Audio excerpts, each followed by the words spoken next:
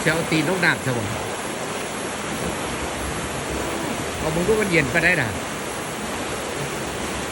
ระวังตูนลงมาเริ่มเนี่ยเด้อเห็นปลาอยู่หันเย็นดีนะหันแต่คนเคยอาบน้ำอยู่ดีแหละแต่ก่อนน้ำมันมาจะใส่ขอให้เนาะน้ำใสดีแน่นอนน้ำน้ำมันรอดตรงผู้พี่นะลงมาแน่นน้ำรอดผู้นี่ลงมาโอ้ยเบิ่งผู้เป็นบักสูงอยู่คอยเด้อเจ้าเอาเกือบขึ้นไปเทิงพี่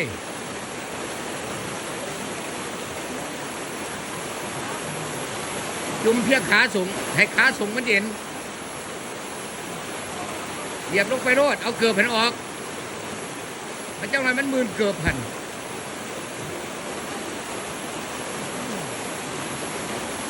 เอาเกือบออก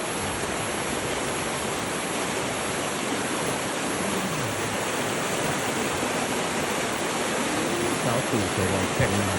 สาวตู่เราแข่งมาเป็นเด้อเยี่ยมไปเลย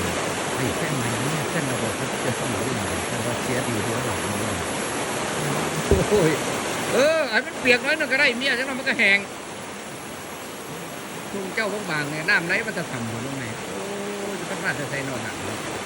สู้แบบสู้สูงน้ำเที่ยวอุ่นๆเอาซวยหนาได้ไหมเมียมีแห้งนะหันเนี่ยเด็กขักเด้อเอาต้มใส่ข้อแน่พ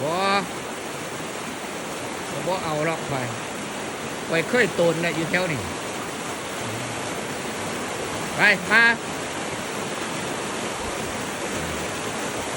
ร้อยน้ำนี่นี่คือขักขนาดซึ่งเย็นดีแม่เป็นน้ำตกน้ำสะอาดใสเย็น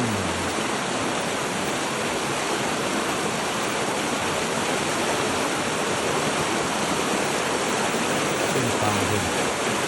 น้ำและใสยิ่งปลาเคยได้ยิน